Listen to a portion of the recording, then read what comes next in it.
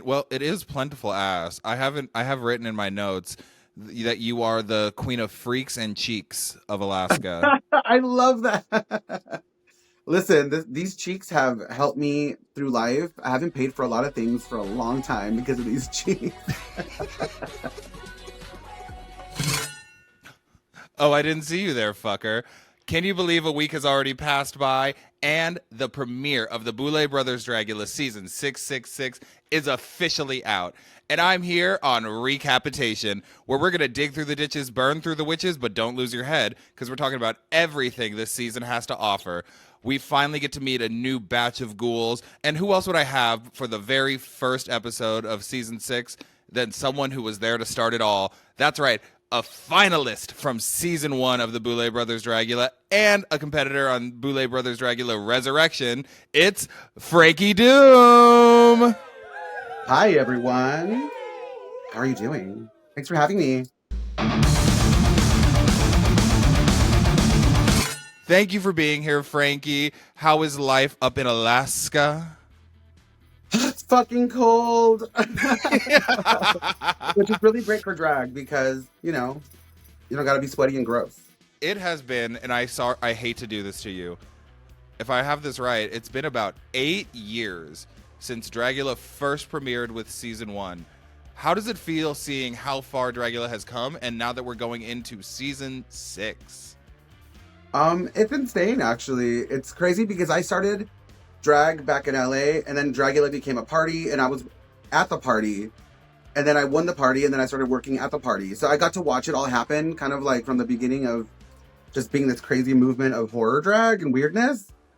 And then I left and came back, and I was like, oh, just kidding, it's a TV show now. Cool, got it. So that was fun to do. And then I just went to Hot Topic out here, and I was shopping for something. I was totally like after work, like in a mood. And one of the workers comes over and goes, do you need help? I'm like, no, I'm good. I'm just looking for like a cowboy hat for some bullshit like that I'm doing. And then she goes, you look really familiar. And I said, oh, cool. Okay, I have one of those faces. I paid for it. And then eventually she comes over. I could hear her talking to someone saying, that's him, that's him. Then she comes over and she goes, you look like someone from Dragula, season 1, Frankie Doom. I was like, I still look like that? I've lost 80 pounds and I got a new mouth and I've yanked my face up. That's really offensive. Are you ready to get into this episode? Let's get into it. Fuck it. Are you ready to meet the bitches? Yes, please. But first, you know the Boulets love a sketch. They love a sketch. I literally wrote down, so I was like, I need to take notes for this. I put longest fucking intro ever. A long single shot interim. But as a terminally horny bastard, I loved all just the piles of men laying around in the intro. Right? I want to see a little more skin, though. Give me some ass. Like, if you really want to be edgy and different, show a little dick. Be brave. Be a little brave. Every movie I see, the women are just doing boob scenes. How about we get more penis in Hollywood? Right. Show me some cock. Show me some cock. People have beautiful dicks. Just oil them up. Put a rhinestone on the tip. Let's go. Now it is time to meet the cast of season 6. They have to walk down this long, nasty hallway with little bitches jumping out. I have to be real with you. We did something similar in the woods for our intro, and I was wearing the big honking mischief boots just so I could walk easy because I knew they were going to have us do something crazy that first day. And one of the scare actors showed up out of a bush at me, and I kid you not, I took these whole boots and I think I kicked them square in the face. Oh my God. I don't know what I was supposed to do. I used to be a scare actor at Not Scary Farm. And I remember being told by the monsters, like, if you get fucking socked in the face or you get, like, your ass kicked, like, you did a good job, you fucked somebody up, So I remember scaring a lady on her cell phone. And when I jumped up at her, she socked me in the face so hard, I flew back, my nose ripped off my mask, and I fell on my ass super hard. She fucked me up. And I was like, and then you walked away and it was just like, yeah, I did a good job. My favorite entrance, it had to be, honestly, Vivi the Force, because when she is strutting down that hallway, I have never seen a diva so unbothered. Yeah. It was like they weren't even there. I would have been just like Aurora. I'm such a scaredy cat, and I used to be one of them, and I love scaring people. But when I'm going through it, mess. I'm on the floor screaming. I'm like crawling for my life. Like I just can't handle being afraid, and I love the anxiety of it. That's why I do it so much. But yeah, no, I would not be able to handle walking through there just cool. Miss Asia Consent. First of all, I am so What the sorry to my fuck? sister, because what the hell? She gets her wig snatched up by the scare actor, and then they run away, and she walks in a robe and a bald cap and 2 honking titties and a dream. I would have beat his ass. That's. I mean, I'm an LA girl. Whenever somebody creeps up on you, you just kind of like, fuck someone up. I would have just beat his ass. Like I would have been horrified, but once you touch my hair, it's over. I'll kick your ass. I'm telling you, I would have walked in that room with his wig and been like, yeah, not this clown. But then she gave you No. titties. So that was everything.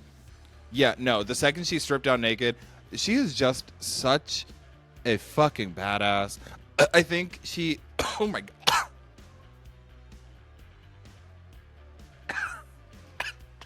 You got the asthma.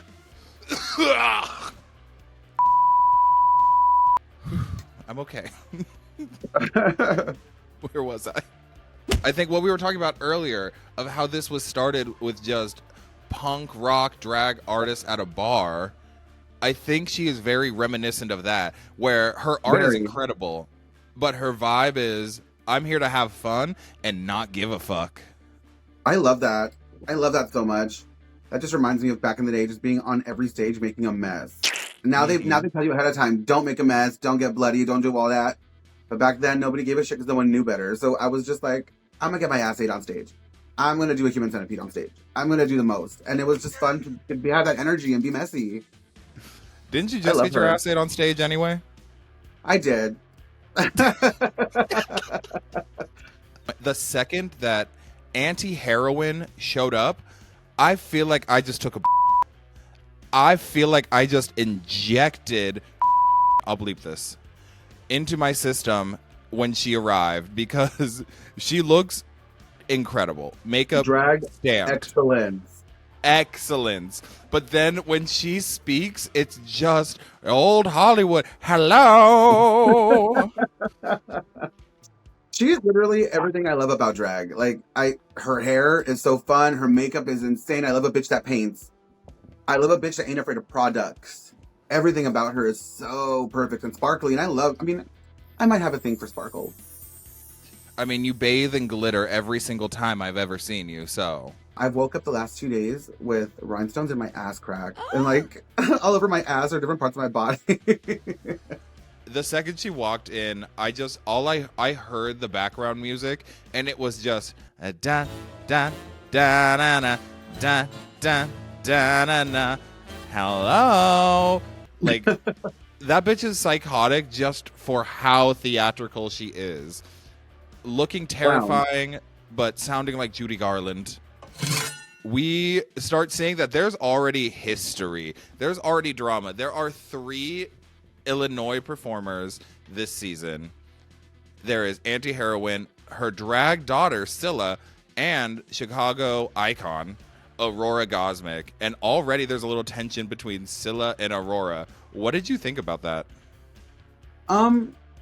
It was a bit much. I personally don't like that bullshit of you don't look like a monster. I feel like that's just so fucking dated. Like I've heard that years ago. I remember Melissa Be Fierce being on our season was like, well, she's not really a monster. I was like, dude, Melissa can kick your ass at anything. You give that bitch any challenge and she will make a costume, stone it, make the wig to go with it, and do a fucking number that day. Like, if you're good Honestly, at drag, you're good Melissa at everything. was the original, well, you're not a monster. Very. And I'm like, So well, I feel she like was a finalist. I think Aurora's amazing. I think what she does is amazing. I'm a fan, of course, and I love watching everything they do. So I'm just kind of like, you're good, girl. And I think the most monstrous part about Aurora is those interviews, because she does not break a sweat while she is reading people down. She low-key resembles Madeline Ashton to me from Death Becomes Her, like in her face. Oh, and the way she talks too. Holy As men shit! like Wait, it. you're so right. No, it's just her getting in drag, and then she looks to the camera and just delivers. I'm Right. a girl. On the subject of Sila, I swear to God, I love you. We just got to talk about it. Let's talk about the breastplate. Let's talk about the titties. I didn't love it. I mean, it's not, and I'm a titty girl. I've worn breastplates forever. I've recently quit, but you know, I'm trying to quit. I feel like you should try to cover that shit up. Throw a fucking choker on that bitch, or like, you know, throw some blood on it. Make it look like. When it's not blendable, I just kind of try to make it look like I'm wearing someone else's flesh. I appreciate that it matched her skin. She got the right paleness for sure. Yeah. So we're introduced to all the monsters, and immediately they're thrown into a theater. And who else should be there but my sister, my winner of season 5, Neo Huru X. When I tell you, I stood up and cheered alone in my room while I was watching, like I saw the second coming of Jesus. There was just something about Neo that I just get so excited about. Honestly, same. It's insane. And when I was just in LA, I got to actually meet them. Holy shit. Stunning in person. No, Like, but it is crazy because she is equally gorgeous in person. And like, I expect beautiful people to be kind of a cunt. Yeah, But she is sweet. also What the just fuck? the sweetest little thing in the world. I was just like, I need to hold you. So Neo gives them a little speech, and then they are thrown immediately into a haunted house where they are told that there is a hidden scroll that one of them finds, and they could be safe from extermination. That wasn't hidden at all. No. Someone was like, oh shit. Okay, we forgot to do this. Just stick it on the table. Right. It was literally the person that walked in and just grabbed it. But we'll roll the dice. Whoever we land on, they can just walk in first. And of course it was Sila. And thank God it was Sila. I think Sila was absolutely 100%. My whole thing is, if I'm competing in any kind of competition whatsoever, and you dangle me like in front of me immunity, I don't care if I'm RuPaul herself competing on Dragula. I'm using it. Oh yeah, 100%. Because I'm not going home first. It and it's mine. Yeah. Especially now that I have PTSD. I'm like, I'm never going home first again. I refuse. Hell, I would have met Sila in the back alley. I'm like, you think you have that? No. It's mine. I would have kicked her ass and taken it, yeah. I mean, there's no real rules to this, I assume. Like, oh, yeah, you found it, but did you keep it? I feel like on this show specifically, the Boulets, if you would have jumped her ass outside and taken it, they'd be like, bitch, that's...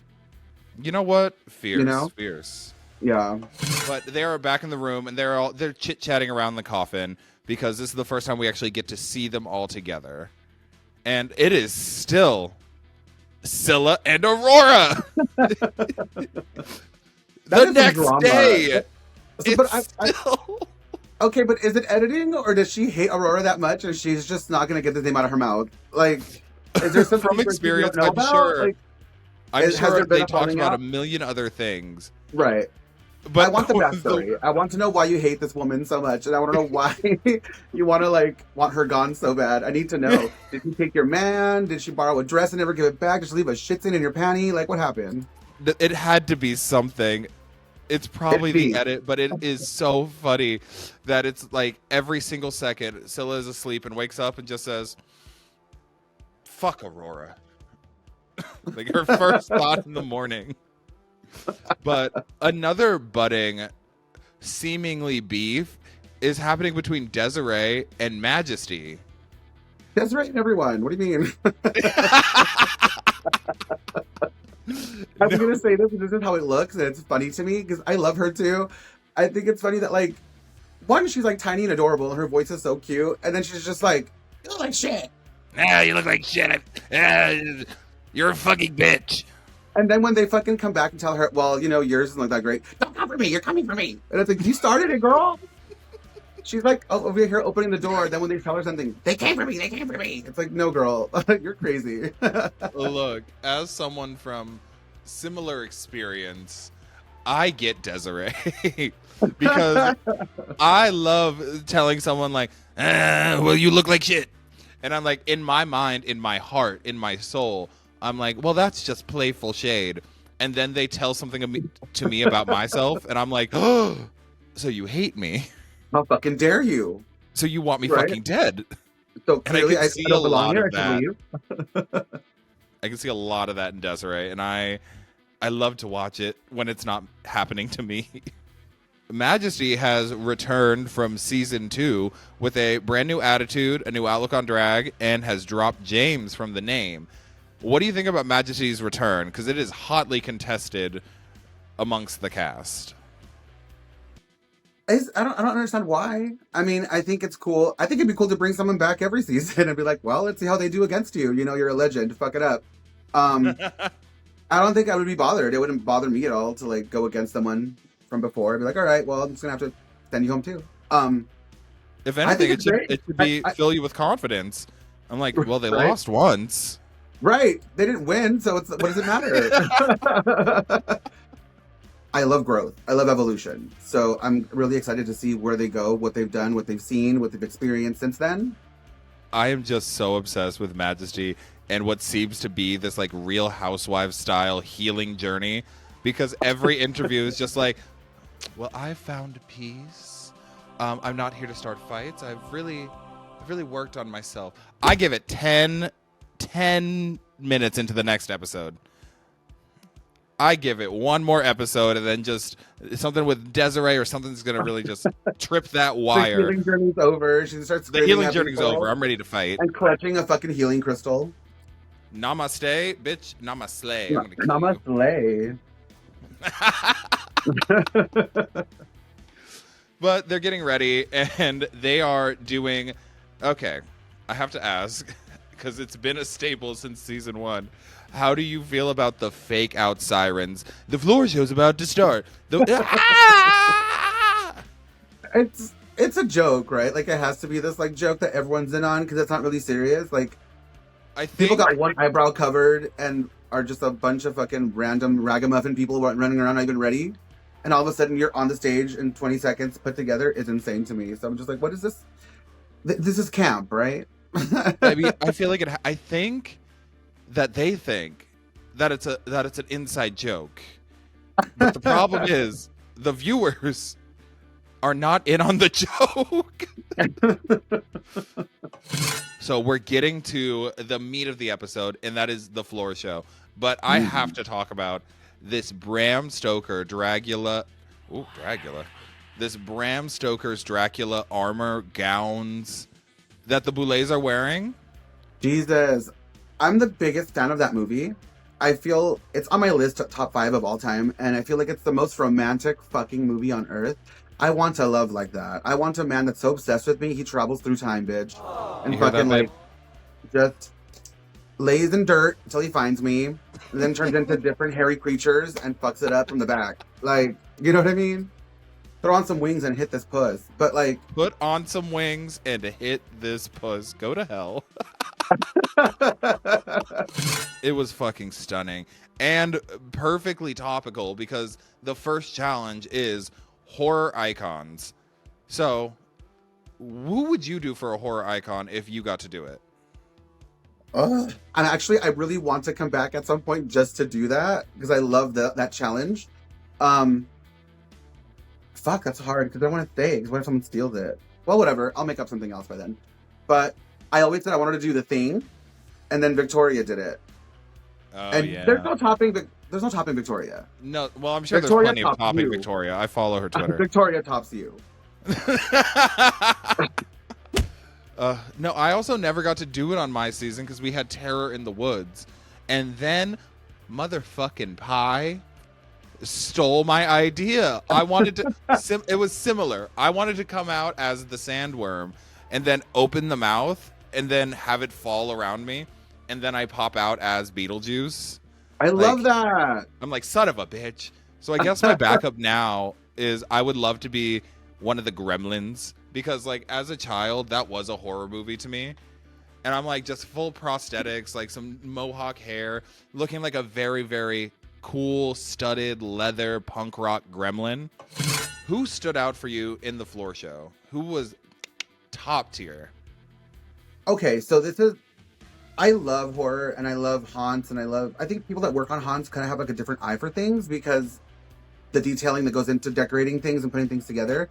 I love gray matter a lot. I knew I would.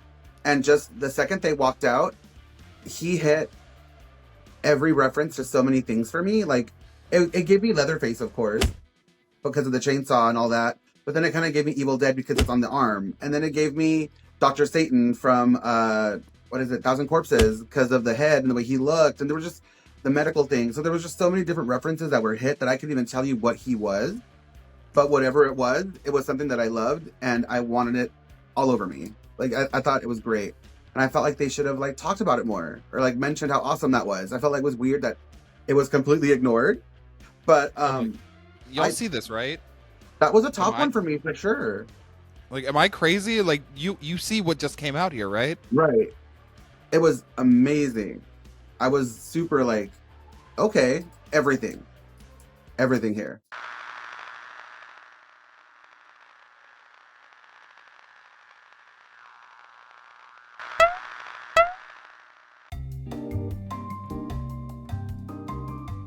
Real crack team here. We here at Recapitation Media Productions would like to apologize for any inconveniences. I would also like to say, fuck you, Apple, for doing a mandatory update on my laptop right now, of all times. This has been a PSA. Thank you for joining us. Okay, before all of that, we left off with Gray Matter, who looked incredible and was not commented on at all. Who else stood out to you? That's a hard one. I liked a lot of people for different reasons. I loved Asia. I thought Asia was great. Asia Consent was amazing. I love the Art the Clown reference. I will be real though, at first, when she came out with all the different, like, stripes and things, and then all the things on her head, it literally gave me Beetlejuice at the end of the movie where he's like the big top. And I was like, okay, Beetlejuice. And I was like, oh, just kidding, no. Okay. But, oh, wait, nope. Scary. oh, Majesty, fuck. Like, hi. I lived for it. I thought James was like my top. No, 100%. I'm also obsessed with Asia because I think Asia Miss Consent did exactly what this challenge is asking for. Like, when you look at it, you see the way she was performing, the body, it was clearly Art the Clown. But she made it something that was so unmistakably Asia Consent. From, like, oh yeah, the makeup, the proportions, the, like, headpiece. I'm like, I have followed Asia for a long time now. I have seen a lot from Asia, and that's exactly what I have come to expect. But she made it also Art the Clown. I hate to say this out loud, but I am absolutely a Sila apologist in this challenge. When I was watching it the first time, everyone looks amazing, but Sila gagged me. Like, gagged me down. Boots, the house, mother, yes, God, oh. I remember seeing her come out doing that, and immediately in my head, because, you know, like, I'm aware that everyone is who they are, and we're watching a TV shows. I watch this as a TV shows, like, who do I hate? Who can I stand? The drama, whatever. So I want to preface by saying I do not hate Sila at all. I love her. I think everyone's a fucking star. But based on this episode and her being so drama, I was just like, of course, the drama bitch fucking did the Human Centipede because I love it so much, and I don't want to love you right now. But you did that, you know? It was the ass eating for me. I was just like, yeah. No, get in there. Like, I will always, for myself, prioritize performance over elaborate, complicated couture looks. And she really fucking sold that as something nasty and appalling. I do think the critiques make so much sense of, like, it's very literal. It is the three people as the Human Centipede.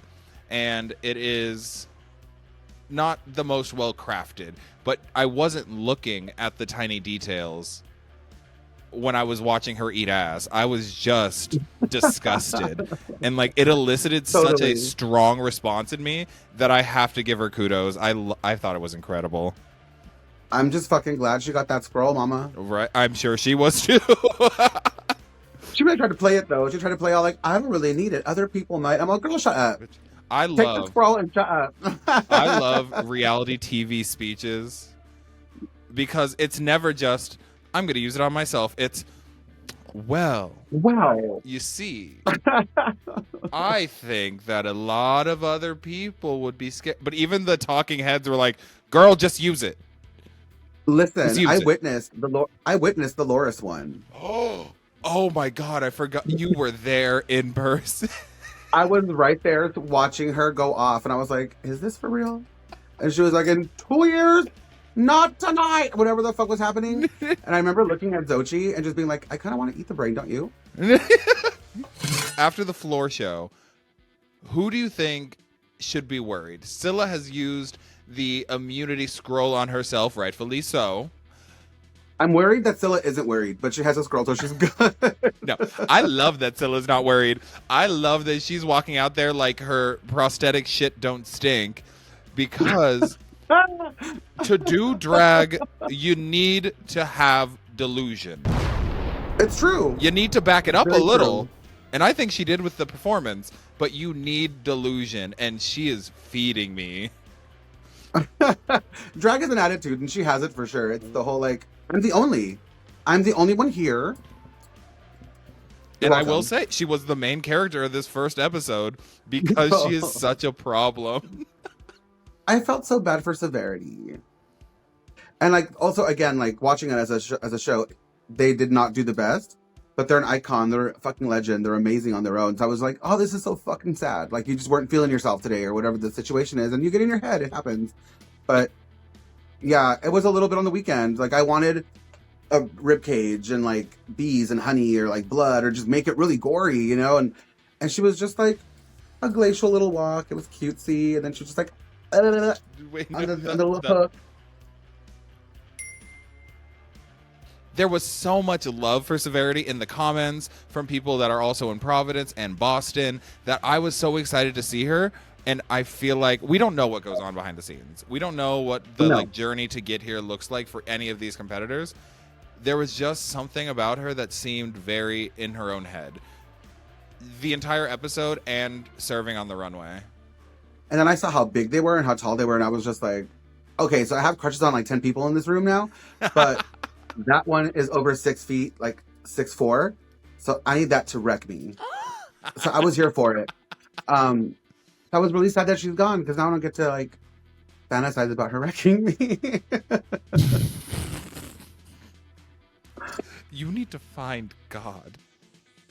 I'm a single woman.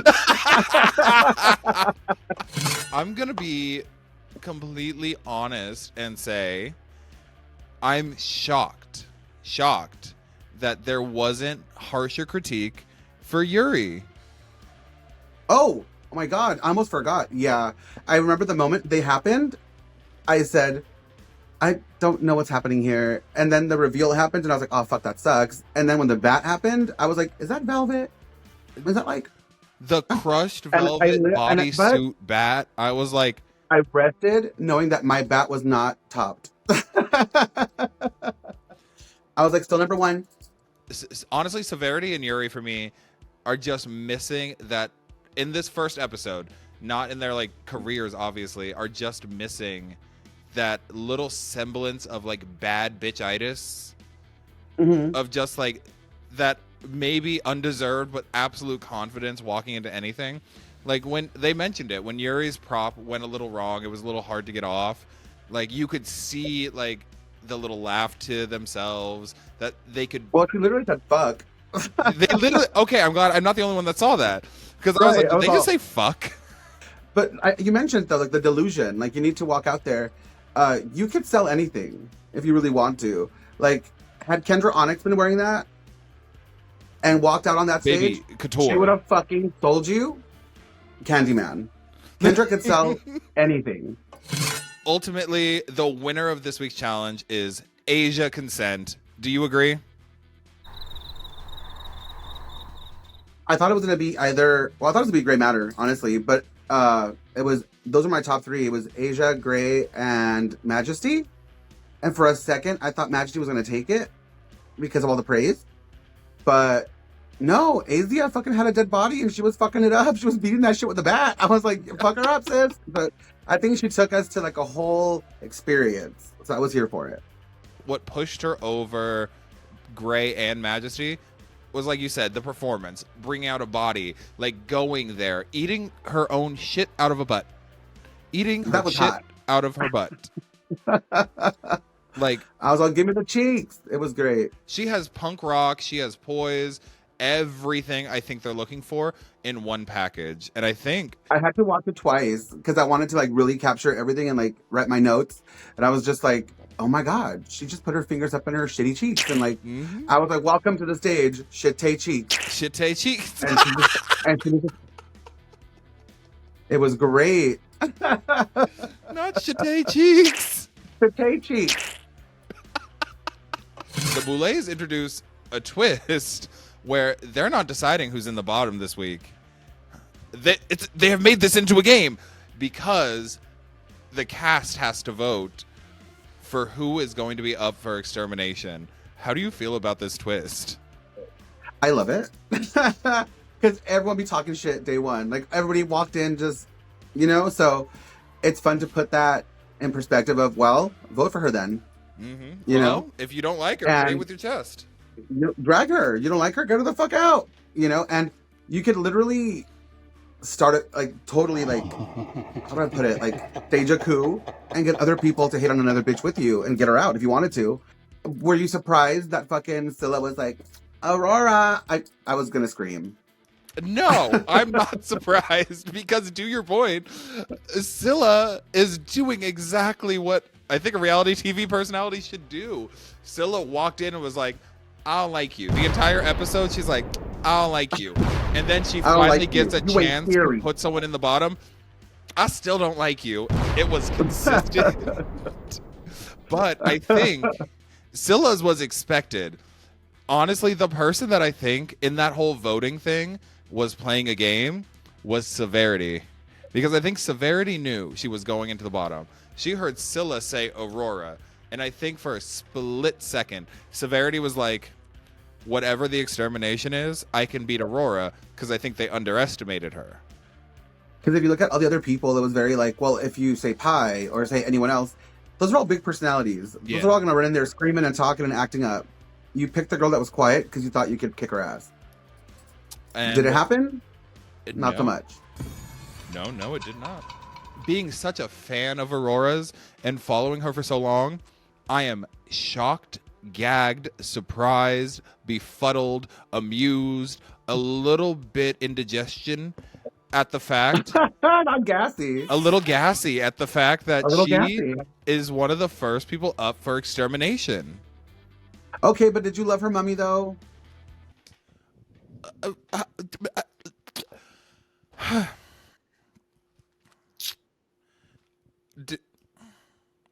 I could see.